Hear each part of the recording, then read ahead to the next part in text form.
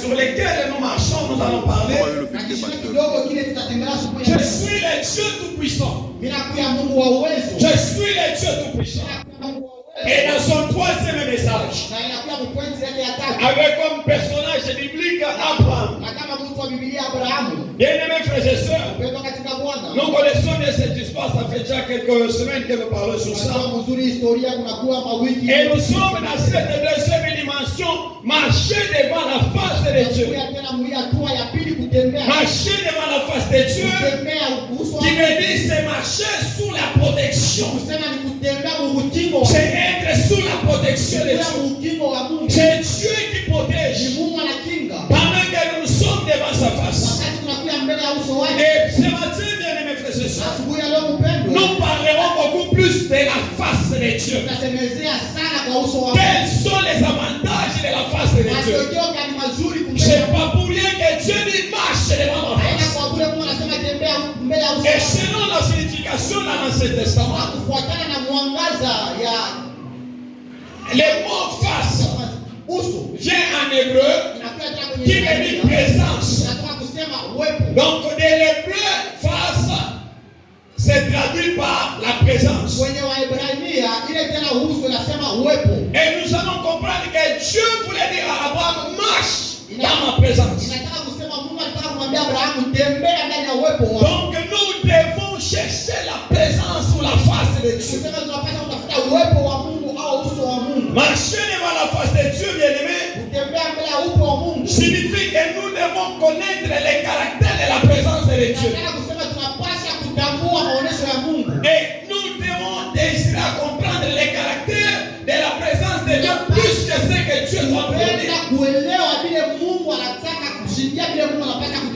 Et vous allez comprendre avec moi, bien-aimés frères et sœurs, souvent le visage d'une personne révèle beaucoup plus son caractère et sa personnalité. Quand on regarde quelqu'un, quand on voit son visage, je vous ai dit, bien-aimés frères et sœurs, un homme, il y a très longtemps, on est allé chercher quelqu'un qui devait faire le film de Jésus. On va rencontrer un homme. On lui dit par rapport à ta beauté, par rapport à ce que tu reflètes, tu peux facilement jouer le rôle de Jésus. Le monsieur a joué le rôle de Jésus. Il s'est fait de l'argent. Et après ça, au travers de cet argent, il est entré dans les histoires, jusqu'à ce que même son visage était devenu maintenant délabré, je peux le dire. Quelques années plus tard encore, la même personne qui cherchait celui qui devait jouer le rôle de Jésus, ils vont maintenant chercher celui qui devait jouer le rôle de Satan. Pendant qu'il parcourait bien aimé le vide, il rencontre quelqu'un pour lui dire, on aimerait que tu joues le rôle de Satan parce que et le monsieur va lui dire, mais c'est pas vous qui étiez venu me chercher pour que je joue le rôle de Jésus. Comment ton visage est devenu comme ça? Donc le visage de quelqu'un reflète son caractère et sa personnalité. Regardez dans les Karachika. Il y a une maman là souvent à moi, c'est quand je fais ça. Elle est souvent sorcière. Elle est souvent une mère là de mauvaise foi. Non, c'est son visage. Ça reflète ce qu'elle est.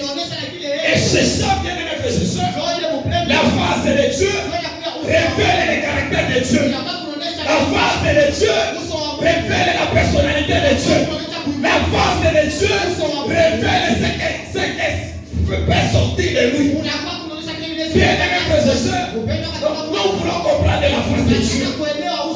C'est pourquoi cela est très important. Donc le visage d'une personne, bien aimé frères et sœurs, représente toute sa personne. Et beaucoup passent peu de temps à la recherche de la face de Dieu. Il ne prie que rapidement un peu là. C'est pourquoi vous venez ici le vendredi, il y a des gens qui ne veulent pas dire que la Dieu soit. Alléluia. Puis ces personnes vont se demander pourquoi ils n'ont pas la victoire dans leur vie. Pourquoi ils ne possèdent pas les puissances de Dieu. Pourquoi ils n'ont pas la paix de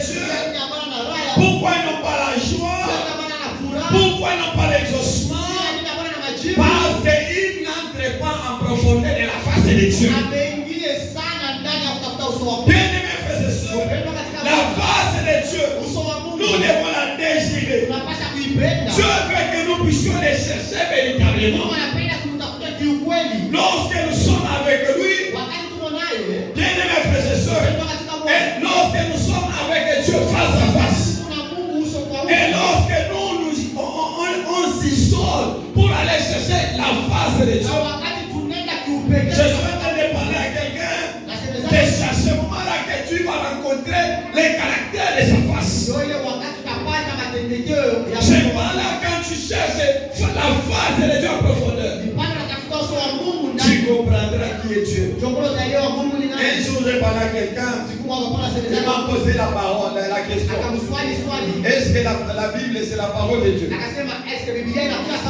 Qui peut me répondre? La Bible, c'est la parole de Dieu? Alléluia. Amen.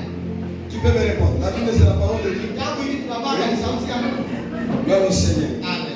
Dans la logique des choses, la Bible n'est pas la parole de Dieu. Je vais toucher les cœurs de quelqu'un. La Bible, c'est un livre.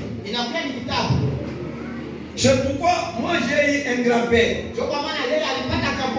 qui fumait facilement avec la Bible ici. Parce que les paroles ici sont légères.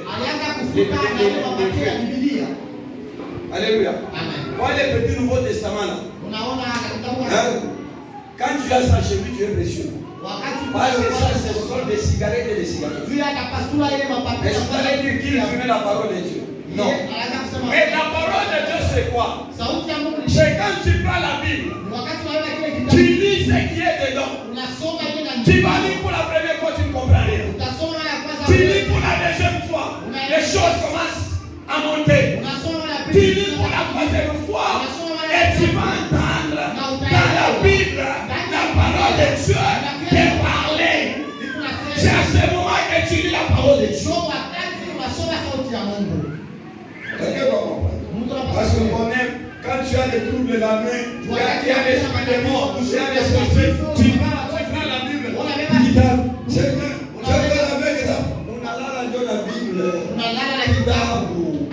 On dit que c'est les livres les plus lus.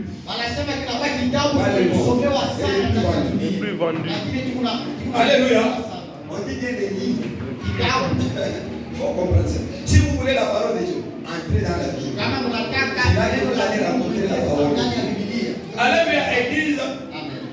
Alors, je voulais dire à quelqu'un de mes frères et sœurs, quand on est tout seul avec Dieu, c'est à ce moment-là qu'il réserve des richesses pour nous. Il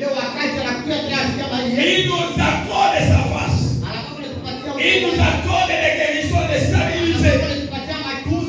Et pour ceux qui cherchent sa face, toutes ces choses, Dieu les accorde à ceux qui recherchent sa face. Hébreux chapitre 11, verset 6, la Bible dit, oh, sans la foi, il est impossible de lui être agréable. Car il faut que celui qui s'approche de Dieu,